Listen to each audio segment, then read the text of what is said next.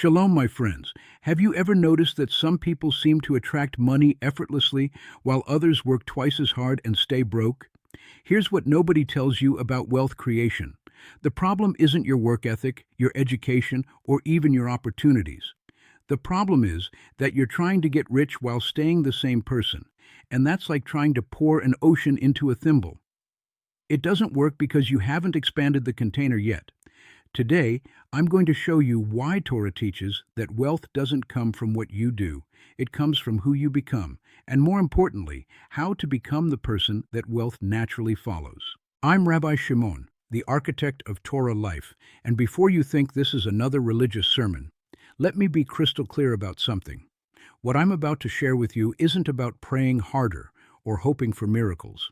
This is about understanding the spiritual and psychological architecture that governs how prosperity flows in the real world. The Torah has been solving the mystery of abundance for over 3,000 years, not through magic or wishful thinking, but through a precise understanding of how human consciousness shapes material reality. And the best part? You don't need to be Jewish, religious, or even spiritual to use these principles. You just need to be ready to become someone different than who you are right now. Here's the uncomfortable truth that most people refuse to face. You're not broke because of the economy, your boss, or bad luck. You're broke because your identity is incompatible with wealth. Let me explain what I mean by that.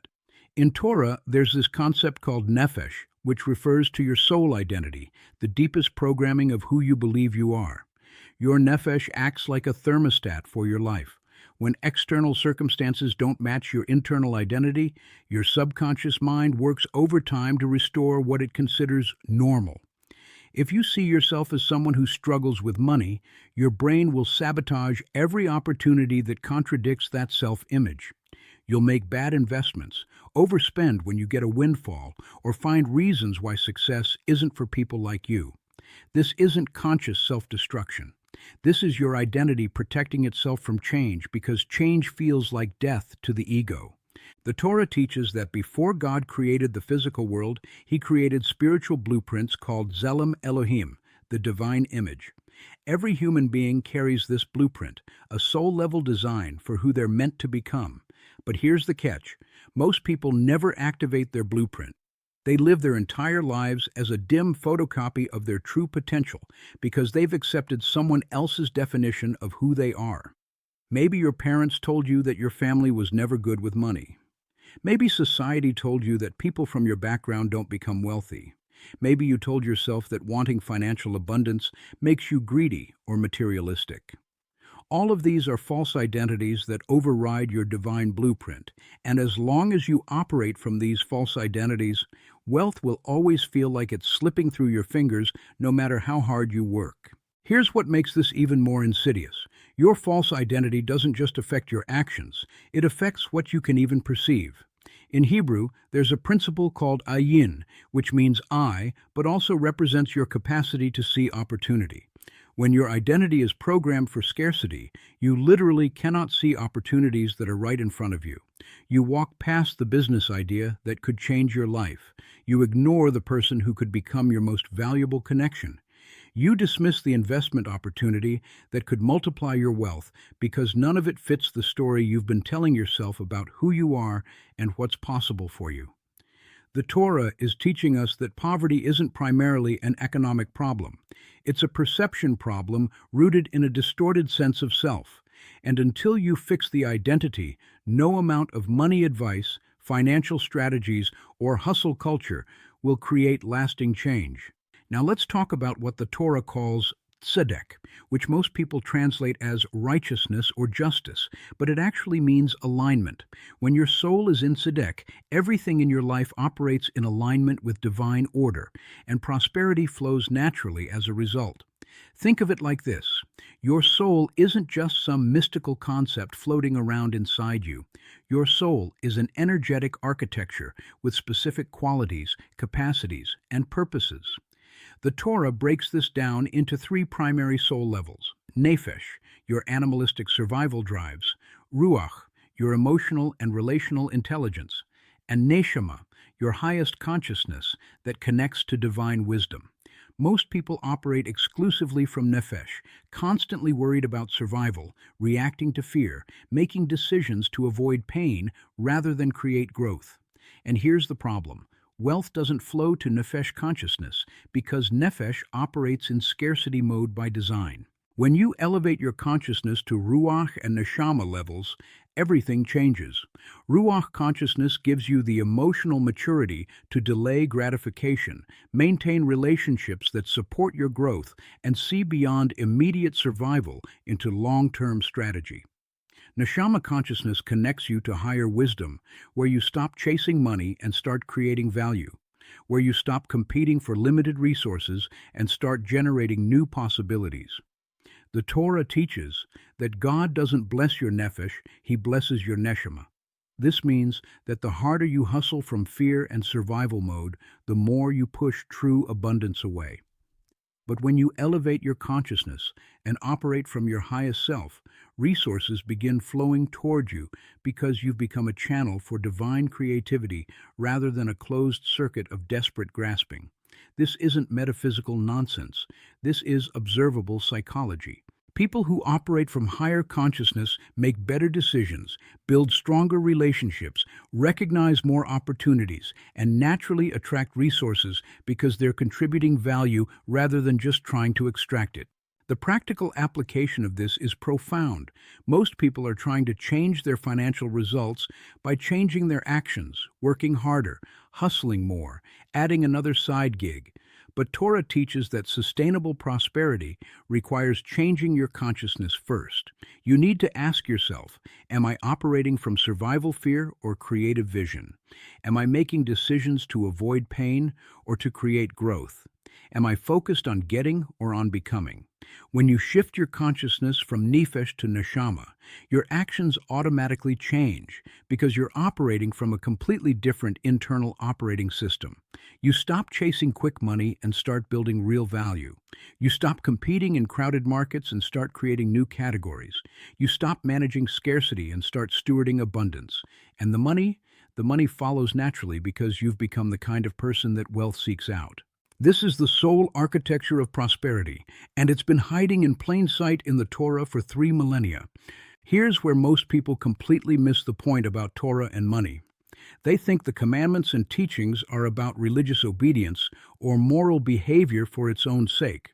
But what if I told you that every Torah principle is actually a character refinement technology designed to transform you into the kind of person who naturally attracts and sustains prosperity? Let me show you what I mean. The Torah doesn't just say, don't steal because stealing is bad. It teaches you to respect boundaries and value other people's property, which develops the internal character quality of trustworthiness. And trustworthiness, that's the foundation of all business relationships, partnerships, and opportunities. People with refined trustworthiness don't have to chase deals. Deals come to them because everyone wants to work with someone they can trust. That's not religion. That's character-based wealth attraction. Or take the commandment about honoring the Sabbath, Shabbat. On the surface, it looks like a religious rule about not working 1 day a week. But psychologically and spiritually, Shabbat trains you to separate your identity from your productivity. It teaches you that your worth isn't determined by your hustle and that rest is productive, not lazy. When you internalize this principle, you stop burning out. You make clearer decisions because you're not exhausted, and you begin to trust that the world doesn't fall apart when you step back. This trust eliminates the anxious overfunctioning that destroys so many entrepreneurs and professionals. More importantly, Shabbat creates space for higher consciousness to emerge. The best business ideas, the clearest strategies, the deepest insights don't come when you're grinding 24/7. They come in moments of rest, when your neshama can speak to you. So what looks like a religious practice is actually a psychological and spiritual technology for accessing the creativity and wisdom that generates real wealth. This is the genius of Torah. Every practice refines a specific aspect of your character that directly impacts your capacity to create and sustain prosperity. The principle here is called midot, which means character traits or qualities. Torah teaches that there are specific character qualities that act as vessels for blessing. Emunah, faith, trust; bitachon, confidence, security; anava, humility; chesed, generosity; yira, reverence, awareness. When these qualities are refined in your soul, you become a vessel that can receive, hold, and multiply abundance. But when these qualities are underdeveloped or distorted, you become like a broken container. Blessings might come your way, but they leak out because you don't have the character capacity to hold them.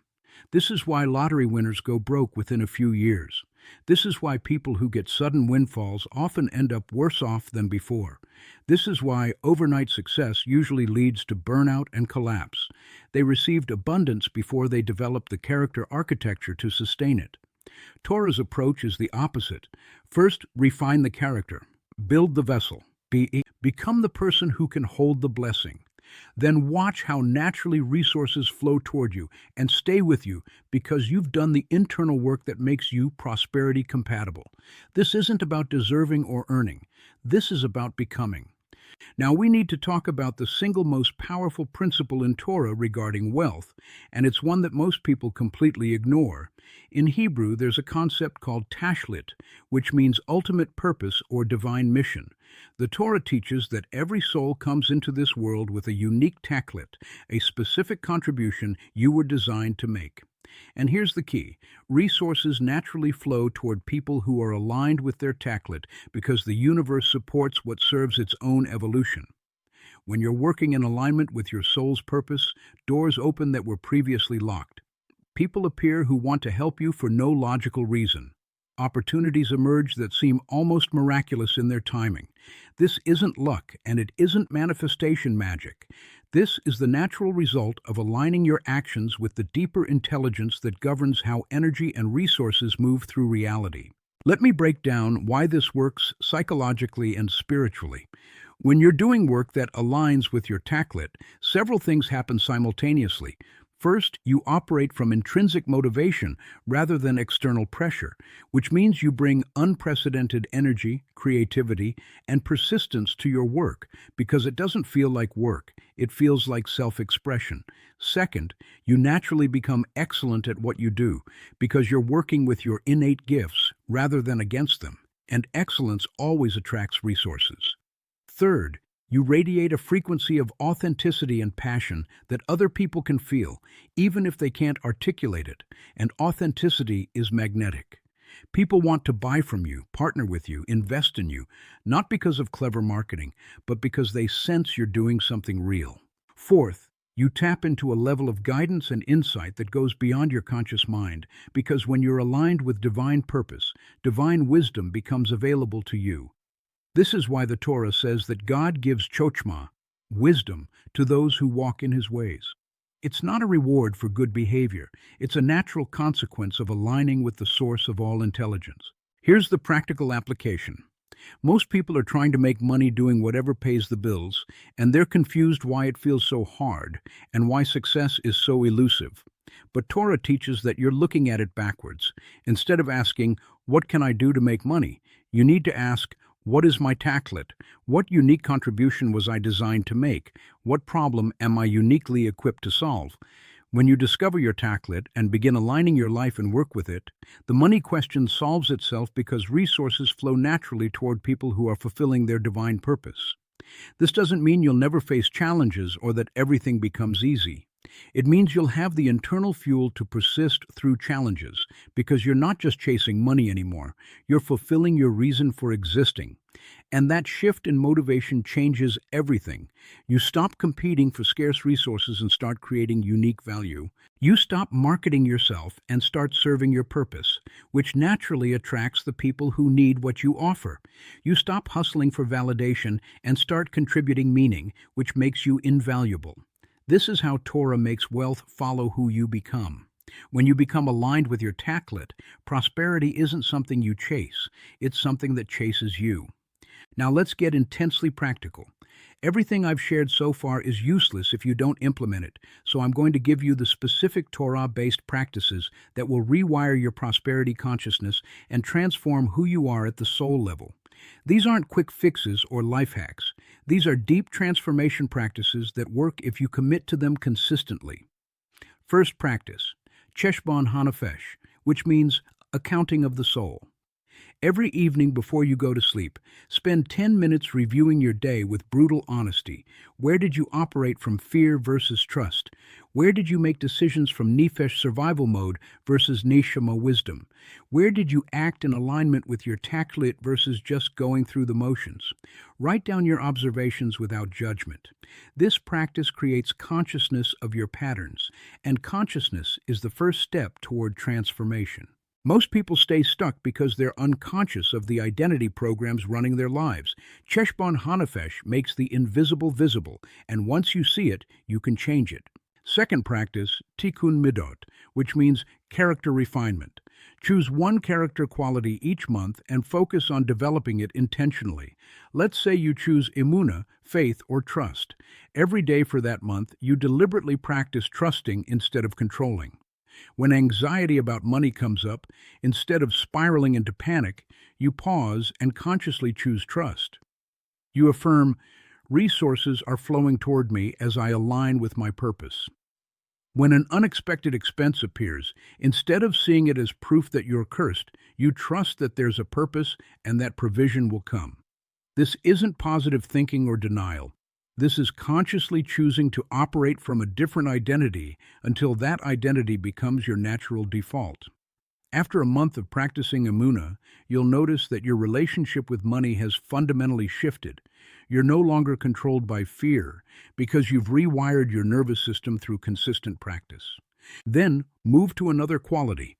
Practice Anava, humility, by acknowledging what you don't know and being willing to learn. Practice Chesed, generosity, by giving even when it feels uncomfortable.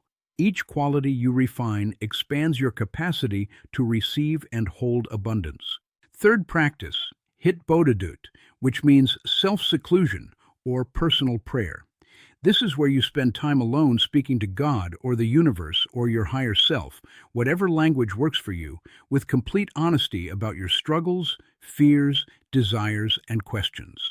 Rabbi Nachman of Breslov taught that Hitbodedut should be done daily, preferably in nature, and should be conversational, not formal. You're not performing a religious ritual. You're connecting with the source of all wisdom and allowing that wisdom to guide your transformation.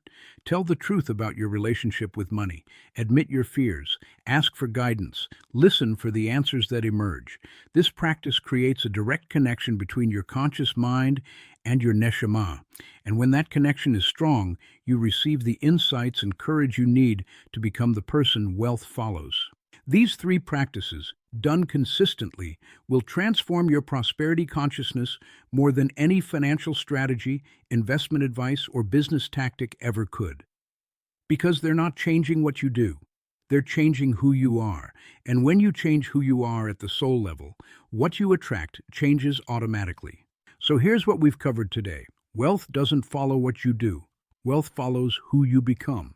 Your identity acts as a thermostat that determines what level of prosperity you can attract and sustain. Torah provides the complete architecture for transforming your identity from scarcity consciousness to prosperity consciousness through soul elevation, character refinement, purpose alignment, and consistent transformation practices. This isn't religious dogma or spiritual bypassing. This is a precise technology for becoming the kind of person that resources naturally flow toward. And the beautiful thing, you don't need to wait until you have more money, more opportunities, or better circumstances to start. You start right now, exactly where you are, by committing to the daily practices that refine your soul and align you with your divine purpose. Your prosperity isn't out there waiting to be found. Your prosperity is inside you waiting to be activated through your transformation. The question isn't whether these principles work. The question is whether you're willing to become someone different than who you've been. Torah has been teaching this for 3,000 years. Become the person first, and the life follows. Refine the vessel first, and the blessing fills it. Align with your taklit first, and resources organize around it. Everything begins with who you choose to become, so choose now. Choose to become a person of faith instead of fear. Choose to become a person of generosity instead of grasping. Choose to become a person aligned with purpose instead of just chasing paychecks. Make that choice every single day through your practices, and watch how your entire financial reality transforms. Shalom, my friends. Your soul already knows the code to prosperity. Now go live it.